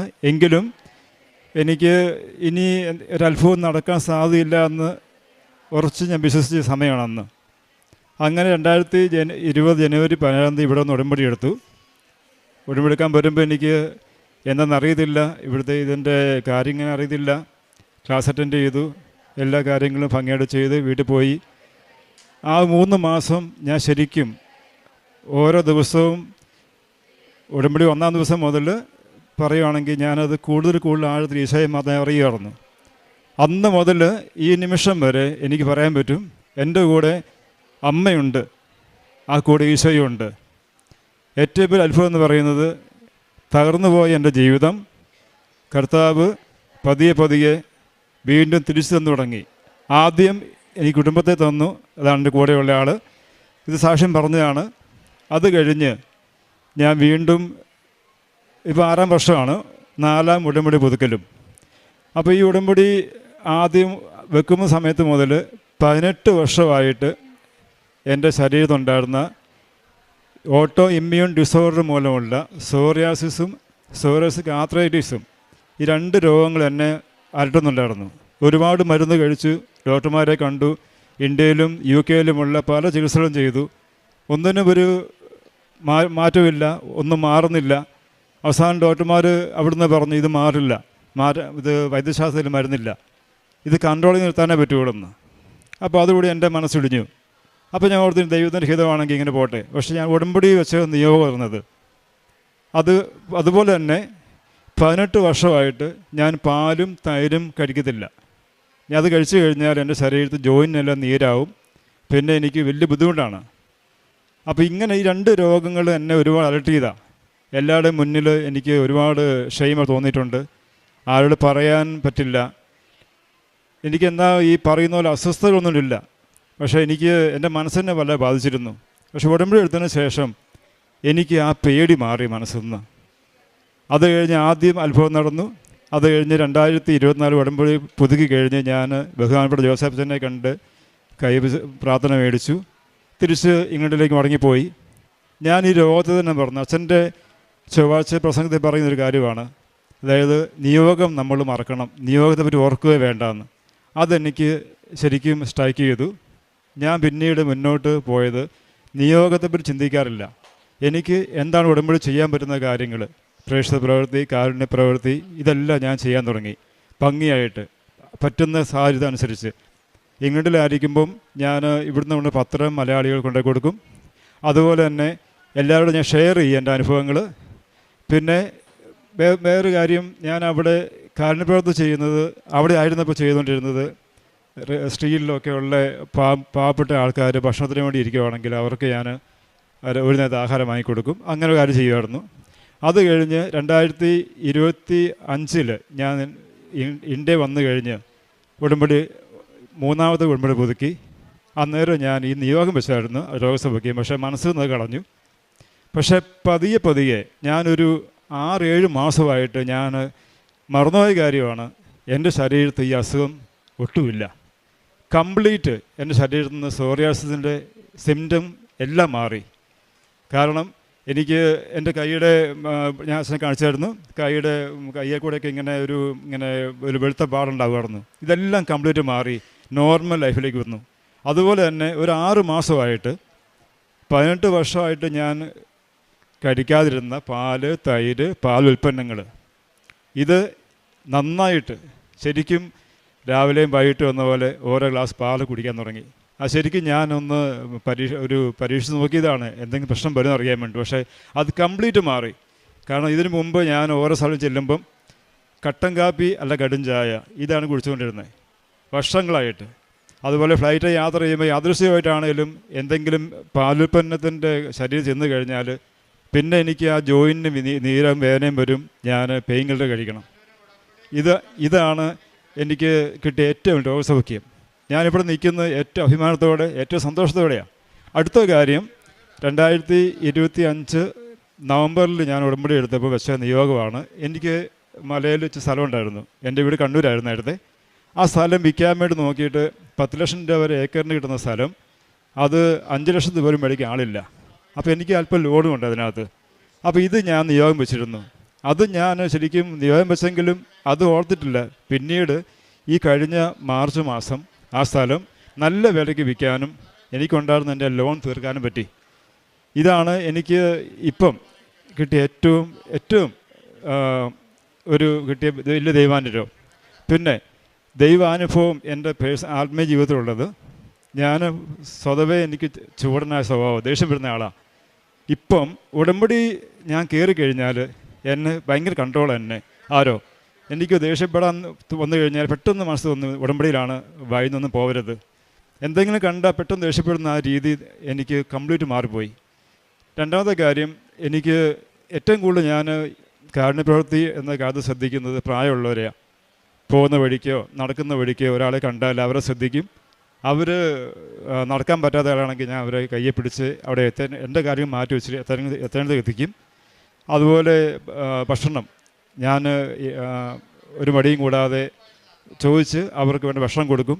ഇങ്ങനത്തെ കാര്യം ചെയ്യും. പിന്നെ പ്രേക്ഷിത പ്രവൃത്തി ചെയ്യുന്നത്, ഞാൻ എല്ലാ ദിവസവും രാവിലെ തന്നെ അച്ഛൻ്റെ ഡെയിലി ബ്രെഡ് പ്രാർത്ഥന കൂടി അഭിഷേകം സ്വീകരിച്ചതിന് ശേഷം അത് ഷെയർ ചെയ്യും സോഷ്യൽ മീഡിയയിൽ. അതുപോലെ സാക്ഷ്യങ്ങൾ ഷെയർ ചെയ്യും. പിന്നെ പത്രപ്രവർത്തനം, പത്രം കൊടുക്കുന്നത് ഞാൻ എല്ലാവർക്കും ഓടി നടന്ന് കൊടുക്കില്ല. പത്രം എൻ്റെ കയ്യിൽ എപ്പോഴും ഉണ്ടാകും. കൊടുക്കാൻ വീട്ടിൽ പോകാൻ നേരത്ത് മാതാവ് എന്നോട് പറയുന്ന പോലെ 5 അല്ല 3 ഇങ്ങനെ ഒരു നമ്പർ പത്രം എൻ്റെ കയ്യിലുണ്ടാവും. ഈ പത്രം കൊണ്ട് പോകുമ്പം ബസ് യാത്ര ചെയ്യുമ്പം അല്ലെങ്കിൽ ഞാൻ കണ്ടുപിടുന്ന ഒരു 2 മിനിറ്റ് കൂടുതൽ ഞാൻ ഒന്നിച്ച് ഇരുന്ന് കഴിഞ്ഞാൽ പരിചയപ്പെട്ട് സംസാരിച്ച് അവർക്ക് പത്രം കൊടുക്കും. ഞാൻ അമ്മയെപ്പറ്റി പറയും. അതുപോലെ തന്നെ വേറൊരു കാര്യം ഞാൻ ചെയ്യുന്നത്, പത്രം കൊടുക്കുന്നത് ഞാൻ ഇങ്ങനെ ഒരു പ്ലാസ്റ്റിക് കവറിലിട്ടാണ് കൊടുക്കുന്നത്. വെറുതെ കൊടുക്കില്ല. ഇങ്ങനെ കൊടുത്തു കഴിഞ്ഞാൽ പത്രം ആളുടെ കയ്യിൽ അവർക്ക് സൂക്ഷിച്ച് വെക്കാനും പറ്റും. അത് വെള്ളം വീണോ നഷ്ടപ്പെട്ടോ പോകാതെ അവർക്ക് പിന്നീട് വായിക്കാനും പറ്റും. ഇങ്ങനെ ഒരു ബോധ്യം ദൈവം തന്നിട്ടുണ്ട്. പിന്നെ ഒരു കാര്യം വെച്ചാൽ, ഞാൻ എല്ലാവരോടും എൻ്റെ അറിയാവുന്ന ആൾക്കാരോട് കൂട്ടുകാരോട് ഒക്കെ പറയുന്നൊരു കാര്യമാണ്, മക്കളെ നല്ല വഴി വളർത്താൻ നമുക്ക് തിരുസഭ വന്നിരിക്കുന്ന ഏറ്റവും വലിയ സ്വർഗം തുറന്നു തന്ന ഒരു സ്ഥലമാണ് കൃപാസനം. ഇതെൻ്റെ അമ്മ വീടാണ്. ഇവിടെ വന്ന് ഉടമ്പടി എടുത്തിറങ്ങിയാൽ ആ കുടുംബം അനുഗ്രഹിക്കപ്പെടും, തലമുറ അനുഗ്രഹിക്കപ്പെടും. അതുപോലെ ആ മക്കൾ ഒരിക്കലും വഴിതെറ്റി പോയില്ല. അത് എനിക്ക് കിട്ടിയ ബോധ്യമാണ്. ഇത്രയും പറഞ്ഞുകൊണ്ട് എൻ്റെ വാക്ക് നിർത്തുന്നു. ജ്ഞാനത്തിൻ്റെ പുസ്തകം 16-ാം അധ്യായം 12-ാം വാക്യം. കർത്താവേ, മരുന്നോ ലേപനൗഷധമോ അല്ല, എല്ലാവരെയും സുഖപ്പെടുത്തുന്ന അങ്ങയുടെ വചനമാണ് അവരെ സുഖപ്പെടുത്തിയത്. പരിശുദ്ധ അമ്മയുടെ പ്രത്യക്ഷീകരണ സാക്ഷിയായിട്ട് ബിനോജ് ബേബി ആലപ്പുഴ തൻ്റെ അനുഭവ സാക്ഷി നമുക്ക് മുമ്പിൽ പങ്കുവെക്കുകയായിരുന്നു. താൻ ഉടമ്പടി എടുക്കാനുണ്ടായ കാര്യം പറയുക. തൻ്റെ ജീവിത പങ്കാളി ഉടമ്പടിയിലായിരുന്നു. ഇതിനു മുമ്പ് ഇവിടെ സാക്ഷ്യം പറഞ്ഞിട്ടുണ്ട്. അത് തൻ്റെ ജീവിതത്തെ തിരിച്ച് ദൈവത്തിലേക്ക് എത്തിച്ചതിലൂടെയാണ് ഉടമ്പടിയിലേക്ക് ബിനോജ് ബേബി കടന്നു വരികയൊക്കെ ചെയ്യുന്നത്. അതിനെ തുടർന്നാണെങ്കിലും തൻ്റെ ജീവിതത്തിൽ തനിക്ക് ലഭിച്ച രോഗസൗഖ്യം തന്നെയാണ് ഓട്ടോ ഇമ്മ്യൂൺ എന്ന ഡിസീസ്. അത് പൂർണ്ണമായിട്ട് അത് മാറിയാണ് പരിശുദ്ധമ്മ ബിനോജിനെ അനുഗ്രഹിക്കുക ചെയ്തത്. കാരണം ഇതിന് പ്രത്യേകമായിട്ടുള്ള മരുന്നോ ട്രീറ്റ്മെൻറ്റോ ഇല്ലാത്തത് കൊണ്ട് കൺട്രോൾ ചെയ്ത് നിർത്താൻ മാത്രമേ നമുക്കത് സാധിക്കുകയുള്ളൂ. എന്നാൽ ഉടമ്പടിയോട് ചേർന്നുള്ള തൻ്റെ ജീവിതത്തിൽ തനിക്കുണ്ടാകുന്നൊരു ബോധ്യവും അച്ഛൻ്റെ ടോക്കിലൊക്കെ കേൾക്കുന്നത് പോലെ നമ്മൾ നിയോഗങ്ങൾ മറന്നുകൊണ്ട് ദൈവത്തോട് ചേർന്ന് നിൽക്കുക എന്നതാണ്. അതുതന്നെയാണ് തൻ്റെ ജീവിതത്തിലെ ഈ നിയോഗത്തെ മറന്നുകൊണ്ട് ഉടമ്പടിയോട് ചേർന്ന് കൊണ്ടുള്ള ജീവിതം തന്നെയായിരുന്നു. അതിനിടയിലാണ് തനിക്ക് ഇങ്ങനൊരു അസുഖമുണ്ടായിരുന്നത് പൂർണ്ണമായിട്ടത് സുഖപ്പെട്ടു എന്നുള്ളൊരു ബോധ്യമുണ്ടാക്കി ചെയ്യുന്നത്. അതോടൊപ്പം തന്നെ തനിക്ക് പാലാണെങ്കിലും തൈരാണെങ്കിലും കഴിക്കുമ്പോഴുണ്ടാകുന്ന ശാരീരിക അസ്വസ്ഥതകളും അത് 20 വർഷവും 18 വർഷമായിട്ട് ഇങ്ങനെ തുടർന്നു കൊണ്ടുപോയിക്കൊണ്ടിരുന്ന അസുഖം തന്നെയാണ്. അതിൽ നിന്നെല്ലാം പരിശുദ്ധമ്മ പൂർണ്ണമായിട്ടും സൗഖ്യം നൽകി അനുഗ്രഹിക്കുകയും ചെയ്തു. അതോടൊപ്പം തന്നെ ബിനോജിൻ്റെ വാക്കിൽ നമുക്കത് പൂർണ്ണമായിട്ട് മനസ്സിലാക്കാനായിട്ട് സാധിക്കുന്നൊരു കാര്യമുണ്ട്. ഉടമ്പടിയിൽ ജീവിക്കുമ്പോൾ അത് ജീവിതത്തിൽ തന്നെ പൂർണ്ണമായിട്ട് മാറ്റങ്ങളുണ്ടാകുമെന്ന് പറയുന്നു വെച്ചുകൊണ്ട്. കാരണം ഇത് ഒരു അമ്മ വീടാണെന്നും അതോടൊപ്പം തന്നെ ഒരു ആത്മീയ ജീവിതത്തിലും അതോടൊപ്പം മക്കളെ നേരെ നിർത്താനാണെങ്കിലും വളർത്താനാണെങ്കിലും ഈ ഉടമ്പടി ജീവിതത്തെ പൂർണ്ണമായിട്ട് മാതൃകയായിട്ട് തൻ്റെ ജീവിതത്തിൽ സ്വീകരിക്കുകയും ചെയ്യുന്നുണ്ട്. അതോടൊപ്പം തന്നെ തൻ്റെ പ്രേക്ഷിത പ്രവർത്തനങ്ങളാണെങ്കിലും ജീവിത രീതികളാണെങ്കിലും എത്രമാത്രം അത് നേരായ മാർഗത്തിൽ വിശുദ്ധിയോടുകൂടി അത് അത്രമാത്രം അതിൻ്റെ പൂർണ്ണതയെ മനസ്സിലാക്കിക്കൊണ്ടാണ് ഉടമ്പടിയോട് ചേർന്നുകൊണ്ട് ജീവിക്കുകയൊക്കെ ചെയ്യുന്നത്. ഇനിയും മുമ്പോട്ടുള്ള ജീവിതത്തിൽ ഉടമ്പടിയിൽ നിന്ന് മാറാതെ കണ്ട് പരിശുദ്ധമായ പ്രത്യക്ഷീകരണ സാക്ഷിയായിട്ട് മാറാനായിട്ട് ഇനിയും ഈ കുടുംബത്തെ അനുഗ്രഹിക്കട്ടെ എന്ന് നമുക്ക് പ്രാർത്ഥിക്കാം. ഒപ്പം നമ്മളെയും പ്രത്യക്ഷീകരണത്തിൻ്റെ സാക്ഷികളായിട്ട് ഉയർത്തണമേ എന്ന് പ്രാർത്ഥിക്കുകയും ചെയ്യാം. അത്യഭൂമേ തന്നെ ഈ തിരുവരുത്താലയിൽ വന്ന് സാക്ഷ്യം പറയുവാൻ എന്നെ അനുഗ്രഹിച്ച അമ്മ മാതാവിനും ഈശോയ്ക്കും 1000 നന്ദി. എൻ്റെ പേര് ആൻ ക്രിസ്റ്റ, ഇതെൻ്റെ അമ്മയാണ്. ഞങ്ങൾ തിരുവനന്തപുരം പുത്തൻതോപ്പ് ഇടവകയിൽ നിന്നാണ് വരുന്നത്. 2024 ഓഗസ്റ്റ് 23-ാം തീയതിയാണ് ഞാനിവിടെ വന്ന് ഉടമ്പടി എടുക്കുന്നത്. ഉടമ്പടി എടുക്കാൻ കാരണമായതെന്ന് പറയുമ്പോൾ ഞാൻ ACCA പ്രൊഫഷൻ പഠിക്കുമായിരുന്നു. അപ്പോൾ എൻ്റെ എക്സാമിന് മുമ്പായിട്ട് എനിക്ക് എന്നിലൊരു കോൺഫിഡൻസ് ഇല്ലായിരുന്നു. പ്രൊഫഷൻ എന്ന് പറയുമ്പോൾ അത്ര എളുപ്പത്തിൽ പാസ്സാകാൻ പറ്റുന്നതല്ല. അപ്പോൾ അതുകൊണ്ട് എൻ്റെ അമ്മ 2020 മുതൽ ഉടമ്പടിയിലുള്ള ആളാണ്. അപ്പോൾ അമ്മ എന്നോട് പറഞ്ഞു, ഉടമ്പടി എടുത്ത് നീ പ്രാർത്ഥിക്കുക, നീ എന്തായാലും എക്സാം പാസ്സാകുമെന്ന്. അത് ഞാൻ 23-ാം തീയതി ഓഗസ്റ്റ് 2024 വന്ന് ഉടമ്പടി എടുത്തു. അപ്പോൾ ഞാൻ ആദ്യമായി എഴുതുന്ന പേപ്പർ SBL ആയിരുന്നു. അത് ഒരു തിയറി പേപ്പറാണ്. എൻ്റെ ഫ്രണ്ട്സ് എല്ലാം എന്നോട് പറയുമായിരുന്നു, പരീക്ഷ എഴുതാൻ അവർക്ക് സമയം കിട്ടാറില്ല, പരീക്ഷ എഴുതാൻ ടൈം കിട്ടാത്ത കാരണം ഞാൻ എക്സാം ഫെയിലായി എന്നൊക്കെ എന്നോട് പറയാറുണ്ടായിരുന്നു. അപ്പോൾ എനിക്ക് പരീക്ഷ എഴുതി കഴിയുമോ എന്നുള്ള ഭയങ്കരമായൊരു പേടിയുണ്ടായിരുന്നു. അപ്പോൾ അതുകൊണ്ട് ഞാൻ മാതാവിനോട് പ്രാർത്ഥിച്ചത്, അമ്മ ടൈം ഷോർട്ടനിങ്ങിൻ്റെ അമ്മയാണ്, അമ്മ വന്ന് എക്സാം എഴുതി തന്നാൽ ഞാൻ ഉറപ്പായും പാസ്സാവും. അതിൻ്റെ ഫലമായി ഞാൻ എക്സാം എഴുതിയപ്പോൾ 45 മിനിറ്റ്സ് മുമ്പ് ഞാൻ എക്സാം എഴുതി കഴിഞ്ഞു. അത് ശരിക്കും ഇമ്പോസിബിളായിട്ടുള്ളൊരു കാര്യമാണ്. ഞാൻ എക്സാം എഴുതി കഴിഞ്ഞ് നോക്കുമ്പോൾ ഇനിയും 45 മിനിറ്റ്സ് റിമൈനിങ് ആയിട്ടുണ്ട്. ഞാൻ നോക്കി, ഞാൻ എന്തെങ്കിലും ക്വസ്റ്റ്യൻ മിസ്സായിട്ടുണ്ടോ, ഞാൻ എന്തെങ്കിലും എഴുതാതെ വിട്ടുപോയോ എന്ന് ഞാൻ നോക്കി. പക്ഷേ എല്ലാ ക്വസ്റ്റ്യൻസും ഞാൻ അറ്റൻഡ് ചെയ്തിട്ടുണ്ടായിരുന്നു. 45 മിനിറ്റ്സ് മുമ്പ് എന്നെ പരീക്ഷ എഴുതാൻ അനുവദിച്ചത് എൻ്റെ അമ്മ മാതാവാണ്. എന്നിട്ട് ഞാൻ എൻ്റെ ഫ്രണ്ട്സിനോടൊക്കെ ഇങ്ങനെ പറയുമായിരുന്നു, ഞാൻ ഇത്രയും നേരത്തെ എക്സാം എഴുതി കഴിഞ്ഞു എന്ന് പറയുമ്പോൾ അവർ പറയും, എന്നാൽ പിന്നെ നീ ഒന്നും എഴുതിയിട്ടുണ്ടാവില്ല, നീ എക്സാം തോക്കുമായിരിക്കും എന്ന് പറയും. പക്ഷേ അമ്മ മാതാവ് നല്ല മാർക്ക് നൽകി എന്നെ എക്സാം പാസ്സാക്കി. അത് കഴിഞ്ഞിട്ട് എൻ്റെ ബാക്കിയുള്ള എക്സാംസ് എഴുതുന്ന സമയത്ത് ഞാൻ ഉടമ്പടി പ്രാർത്ഥിച്ചതിൻ്റെ ഫലമായി തന്നെ ഒരു ജോലിക്ക് കയറിയിട്ടുണ്ടായിരുന്നു. അപ്പോൾ എനിക്ക് അവിടെ നിന്ന് സ്റ്റഡി ലീവായിട്ട് ഒരാഴ്ച മാത്രമേ കിട്ടുന്നുണ്ടായിരുന്നുള്ളൂ. അപ്പോൾ ശരിക്കും ഒരു പേപ്പറിൻ്റെ സിലബസ് എന്ന് പറയുമ്പോൾ തന്നെ 1-2 മാസം കൊണ്ട് പഠിച്ചാൽ മാത്രം തീരുന്ന സിലബസാണ്. അപ്പോൾ ഞാൻ ലീവിന് അപ്ലൈ ചെയ്യുമ്പോൾ എൻ്റെ ഓഫീസിലുള്ളവരെന്നോട് ചോദിക്കും, ഈ ഒരാഴ്ച കൊണ്ട് നീ എന്ത് പഠിച്ച് എക്സാം എഴുതാനാണ്, നീ ജയിക്കില്ലല്ലോ എന്ന് പറയും. ഞാൻ പറയും, ഞാൻ ജയിക്കും, എനിക്ക് ദൈവമുണ്ട് കൂടെ എന്ന് പറയും. അങ്ങനെ ഞാൻ ഒരാഴ്ച മാത്രം പഠിച്ചതിനെ കൊണ്ട് പറ്റുന്നത് പഠിച്ചിട്ട് ഞാൻ ഉടമ്പടി തൈലവും പ്രത്യക്ഷീകരണ പ്രാർത്ഥനയും ചൊല്ലിയിട്ടാണ് ഞാൻ എക്സാം ഹാളിലോട്ട് കയറുന്നത്. എൻ്റെ കയ്യിൽ ഉടമ്പടി കാശ് രൂപം ഉണ്ടാവും, ഉടമ്പടി ഉപ്പുണ്ടാവും.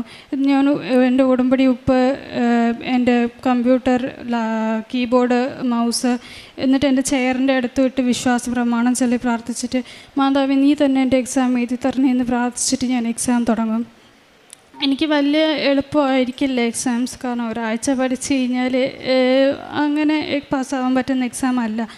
അപ്പോൾ അമ്മ എന്നോട് ചോദിക്കും, എക്സാം എങ്ങനെ ഉണ്ടായിരുന്നു ഞാൻ ചോദിച്ചാൽ ഞാൻ പറയും, പാടായിരുന്നു, അറിയില്ല. അപ്പോൾ അമ്മ എന്നോട് പറയും, മാതാവില്ലേ, മാതാവ് ഇതിനെ പാസ്സാക്കി തരും, നീ വിശ്വസിക്കുക എന്ന് പറഞ്ഞു. ഞാൻ വിശ്വസിച്ചു.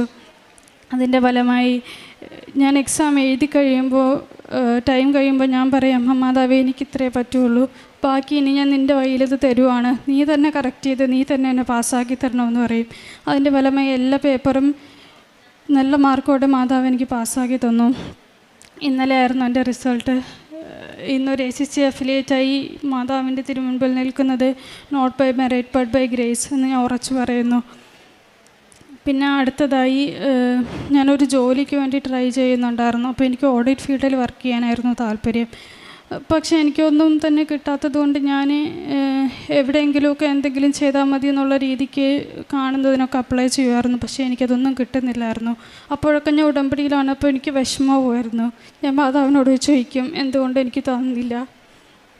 പക്ഷേ അതൊക്കെ കുറച്ച് കഴിഞ്ഞപ്പോൾ ഓഡിറ്റ് തന്നെ ബിഗ് 4 ടോപ്പ് 4 ആയിട്ടുള്ളൊരു കമ്പനി EYയിൽ എനിക്ക് അമ്മ മാതാവ് ജോലി തന്ന് അനുഗ്രഹിച്ചു. അന്ന് എനിക്ക് മനസ്സിലായി എന്തുകൊണ്ടാണ് ബാക്കി ജോലി മാതാവ് എനിക്ക് തരാതിരുന്നത്. കാരണം അതിനേക്കാൾ വലുത് മാതാവ് എനിക്ക് കരുതിയിട്ടുണ്ടായിരുന്നു.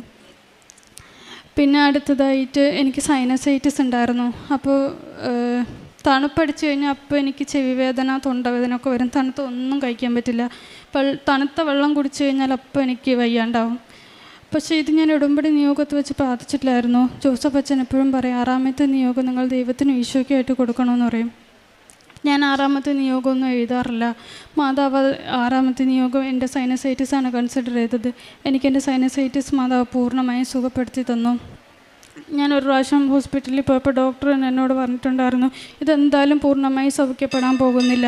പിന്നെ ഉള്ള വഴി എന്തെന്ന് പറഞ്ഞാൽ പെയിൻ വരുവാണെങ്കിൽ നീ പെയിൻ കില്ലർ എടുത്തോ എന്ന് പറയും. പക്ഷേ എൻ്റെ മാതാവിൻ്റെ പൂർണ്ണമായ അസുഖം സുഖപ്പെടുത്തി. ഇപ്പോൾ ഒരു വർഷത്തോളമായിട്ട് എനിക്കൊരു കുഴപ്പമില്ല. ഞാൻ തണുത്ത ഐസ്ക്രീം കുടിച്ചാലും വെള്ളം കുടിച്ചാലും എനിക്ക് ഒരു കുഴപ്പവും തന്നെ ഇല്ല. മാതാവ് എന്നെ പൂർണ്ണമായി സുഖപ്പെടുത്തി. പിന്നെ ആത്മീയമായി പ്രാർത്ഥനയിൽ കുറേ വളരുവാൻ എനിക്ക് സാധിച്ചു. കുടുംബ പ്രാർത്ഥന ചെല്ലാനും പ്രതിഷ്ഠീകരണ പ്രാർത്ഥന ചെല്ലാനും എല്ലാം ദൈവത്തോടും മാതാവിനോടും കുറച്ച് കൂടുതൽ അടുക്കുവാൻ വേണ്ടി ഉടമ്പടി എന്നെ സഹായിച്ചു. പിന്നെ കാരുണ്യ പ്രവർത്തികളായിട്ട് അനാഥാലയങ്ങളിൽ പോയി അവരെ സാമ്പത്തികമായി സഹായിക്കും. അവർക്ക് ഡ്രസ്സൊക്കെ കൊടുത്ത് സഹായിക്കാറുണ്ട്. പിന്നെ എൻ്റെ വീടിനടുത്തൊരു റീഹാബിലിറ്റേഷൻ സെൻ്റർ ഉണ്ട്. ഞാനും അമ്മയും കൂടി ആയിട്ട് അവിടെ പോയി അവരുടെ കൂടെ സമയങ്ങൾ ചെലവഴിച്ച് അവരുടെ സങ്കടങ്ങളും എല്ലാം കേട്ട് അവരെ സമാധാനിപ്പിച്ച് അവിടെയും സാമ്പത്തികമായി എന്നാൽ കഴിയുന്നത് ഞാൻ സഹായിക്കും. അവിടെ ചെല്ലുമ്പോൾ അവർക്കെല്ലാം ഭയങ്കര സന്തോഷമാണ്. പിന്നെ എനിക്ക് എൻ്റെ എക്സാം ആയതുകൊണ്ട് എനിക്ക് വേണ്ടി അവരെല്ലാം പ്രാർത്ഥിക്കാറുണ്ടായിരുന്നു. എല്ലാത്തിൻ്റെയും ഫലമായി അമ്മ മാതാവ് എനിക്ക് കുറേ അനുഗ്രഹങ്ങൾ നൽകി എന്നെ ഈ തിരുവൽത്താരയിൽ അമ്മയുടെ പ്രത്യക്ഷീകരണ സാക്ഷിയാക്കി ഉയർത്തിയിരിക്കുകയാണ്. എൻ്റെ പേര് ലിറ്റിൽ ഫ്ലവർ. ഞാൻ ഉടമ്പടി എടുത്തത് 2020 ഫെബ്രുവരി 21-നാണ്. അന്ന് മുതൽ ഇന്ന് വരെ എൻ്റെ കുടുംബത്തിന് അമ്മ വഴി എല്ലാ അനുഗ്രഹങ്ങൾക്കും നന്ദി പറയുന്നു. അമ്മ തന്ന എല്ലാ അനുഗ്രഹങ്ങൾക്കും നന്ദി പറയുന്നു. എന്നിലൂടെ എൻ്റെ 2 മക്കളും ഉടമ്പടി എടുത്തു. ദൈവവിശ്വാസത്തിൽ ആഴപ്പെട്ടു. അതിലെനിക്ക് സന്തോഷമുണ്ട്. അമ്മയാണ് ഈ കൃപ ഞങ്ങൾക്ക് നൽകിയത്. മക്കൾക്കും എൻ്റെ കുടുംബത്തിനും എൻ്റെ ജീവിത പങ്കാളിക്കും ഒരുപാട് അനുഗ്രഹങ്ങൾ അമ്മ വഴി തന്നു. കൂടുതലും മക്കൾക്കാണ് കിട്ടിയത്. അപ്പോൾ 2 മക്കൾ ഇവിടെ ഇല്ല. അവർക്ക് കിട്ടിയ അനുഗ്രഹം അവർ വരുമ്പോൾ പറയുന്നതാണ്. പിന്നെ പ്രേക്ഷിത പ്രവർത്തനം ഞങ്ങൾ ഒരുമിച്ചാണ് ചെയ്യുന്നത്. മാനസിക രോഗികളെ ശുശ്രൂഷിക്കുന്ന ആലയത്തിൽ മാസം തോറും ഞങ്ങൾ പോകാറുണ്ട്. പോയി അവർക്ക് സാമ്പത്തികമായി സഹായം ചെയ്യും. 1-2 മണിക്കൂർ അവരുമായി ചെലവഴിക്കും. അവരുടെ സുഖവിവരങ്ങൾ അന്വേഷിച്ച് സംസാരിക്കും. അപ്പോൾ അവർക്ക് നല്ല സന്തോഷമായിരിക്കും. ഞാൻ ജപമാല ഉണ്ടാക്കാറുണ്ട്. അപ്പോൾ അത് ജപമാല ഉണ്ടാക്കി ഒരു 10-60ഓളം ജപമാല അവർക്ക് കൊണ്ട് കഴുത്തിലിട്ട് കൊടുക്കുമായിരുന്നു. അവർക്ക് അത് എപ്പോഴും അതൊരു സന്തോഷമാണ്. ഞങ്ങൾ ചെല്ലുമ്പോൾ ആ ജപമാല കാണിച്ചുകൊണ്ട് പറയും ചേച്ചി ഇട്ട് തന്ന ജപമാലയാണ്, ഞങ്ങൾക്ക് സന്തോഷമുണ്ട്. പിന്നെ അനാഥാലയങ്ങളിൽ വസ്ത്രം കൊടുക്കാറുണ്ട്. പിന്നെ അവർക്ക് സ്വീറ്റ്സ് കൊടുക്കാറുണ്ട് മക്കളുടെ ജന്മദിനത്തിൽ. പിന്നെ എൻ്റെ അമ്മയുടെ ചരമവാർഷികത്തിന് അവർക്ക് ഫുഡ് കൊടുക്കാറുണ്ട്. ആത്മീയമായി കൂടുതൽ വളരാനായിട്ട് സാധിച്ചത് ഒരുപാട് ക്ഷമിക്കാൻ എനിക്ക് അനുഗ്രഹം കിട്ടി ഈ ഉടമ്പടിയിലൂടെ. പിന്നെ കൂടുതൽ വിശുദ്ധിയിൽ ജീവിക്കാൻ അനുഗ്രഹം കിട്ടി. എല്ലാ അനുഗ്രഹവും കൃപാസനം മാതാവ് വഴിയാണ് ഞങ്ങൾക്ക് തന്നുകൊണ്ടിരിക്കുന്നത്. ഒരുപാട് നന്ദിയുണ്ട്. ഈ അൾത്താരയിൽ സാക്ഷ്യം പറയാനായി ഞങ്ങളെ ഒരുക്കിയ അമ്മ മാതാവിനും ഈശോയ്ക്കും 1000 നന്ദി. ഏഷ്യാ പ്രവാചകന്റെ പുസ്തകം 12-ാം അധ്യായം 2 മുതലുള്ള വാക്യങ്ങൾ. ഇതാ ദൈവമാണ് എൻ്റെ രക്ഷ, ഞാൻ അങ്ങയിൽ ആശ്രയിക്കും, ഞാൻ ഭയപ്പെടുകയില്ല. എന്തെന്നാൽ ദൈവമായ കർത്താവ് എൻ്റെ ബലവും എൻ്റെ ഗാനവുമാണ്, അവിടുന്ന് എൻ്റെ രക്ഷയായിരിക്കുന്നു.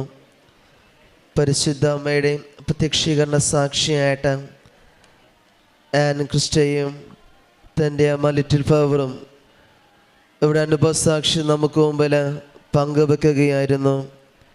ആൻ ക്രിസ്റ്റയുടെ സാക്ഷ്യത്തിൽ നമുക്ക് മനസ്സിലാക്കൊണ്ട് സാധിക്കുക തനിക്ക് എക്സാമിന് ഉണ്ടായിരുന്നുള്ളൊരു കോൺഫിഡൻസ് കുറവും അതോടൊപ്പം തന്നെ പരീക്ഷ എഴുതാൻ വേണ്ടിയിട്ട് പോകുമ്പോൾ അതിനെക്കുറിച്ചുള്ള ഒരു ആകുലതയൊക്കെ വളരെ കൂടുതലായിരുന്നു.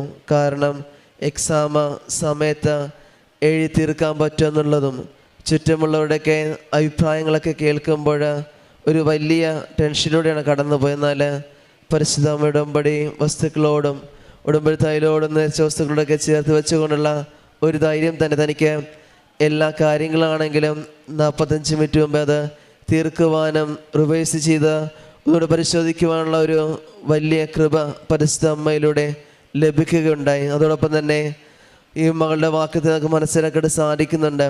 ഈ വിജയമൊക്കെ എനിക്ക് ലഭിക്കുക എൻ്റെ മെറിറ്റ് കൊണ്ടല്ല, അവിടുത്തെ കൃപയിലാണെന്നുള്ള ഒരു വലിയ തിരിച്ചറിവും ബോധ്യം തന്നെയാണ് ഈ മകൾക്ക് പരിശുദ്ധ അമ്മയുടെ ഒരു വലിയ സംരക്ഷണം ലഭിക്കുകയൊക്കെ ചെയ്യുന്നത്. അതോടൊപ്പം തന്നെ താൻ ആഗ്രഹിച്ച പോലെ തന്നെ ഓഡിറ്റ് ഫീൽഡിൽ തന്നെ ജോലി കിട്ടണമെന്നുള്ളത് പരിശുദ്ധ അമ്മയിലൂടെ തന്നെ MNC കമ്പനിയിൽ തനിക്കത് ജോലി ലഭിക്കുകയൊക്കെ ചെയ്ത പരിശുദ്ധ അമ്മയുടെ വലിയ ഇടപെടലും സംരക്ഷണവും ഈ മകളുടെ കൂടെ ഉണ്ടായിരുന്നുള്ളത് തന്നെയാണ്. അതോടൊപ്പം തന്നെ ഈ മകളുടെ അമ്മയുടെ ലിറ്റിൽ ഫ്ലവർ എന്ന അമ്മയുടെ സാക്ഷ്യമാണെങ്കിലും പരിശുദ്ധ അമ്മയോട് ചേർന്ന് കൊണ്ടുള്ള പൂർണ്ണമായൊരു ജീവിതം തന്നെയാണ് തൻ്റെ ജീവിതത്തിൽ തന്നെ ആത്മീയമായ വളർച്ചയിൽ മാറ്റമുണ്ടായതും ക്ഷമിക്കുവാനൊക്കെ സാധിക്കുകയും ചെയ്തതും അതോടൊപ്പം തന്നെ തന്നിലൂടെ തൻ്റെ മക്കൾക്ക് ഉടമ്പടിയെടുത്ത് പ്രാർത്ഥിക്കുവാനൊക്കെ സാഹചര്യമൊക്കെ ഉണ്ടാക്കിയതും അത് പരിശുദ്ധ അമ്മയോട് ചേർന്ന് കൊണ്ടുള്ള ഉറച്ച വിശ്വാസത്തോട് ചേർന്നുള്ള ഉടമ്പടി പ്രാർത്ഥന തന്നെയാണ്. ഇനി മുമ്പോട്ടുള്ള ഇവിടെ ജീവിതത്തിൽ ഇവരിലൂടെയും ഇവിടെ കുടുംബത്തിലൂടെയും ഇനിയും പരിശുദ്ധ അമ്മയെ പ്രതീക്ഷിക്കുന്ന സാക്ഷിയായിട്ട് ഇനിയും സാക്ഷ്യങ്ങൾ പറയാൻ ഈ കുടുംബത്തെ അനുഗ്രഹിക്കട്ടെ എന്ന് നമുക്ക് പ്രാർത്ഥിക്കാം. ഒപ്പം നമ്മളെയും പ്രതീക്ഷിക്കുന്ന സാക്ഷിയായിട്ട് പരിശുദ്ധ അമ്മയാൽ താരയിൽ ഉയർത്തട്ടെ എന്നും നമുക്ക് എല്ലാവർക്കും പ്രാർത്ഥിക്കാം. അത്യപൂർവ ദൈവാനുഗ്രഹം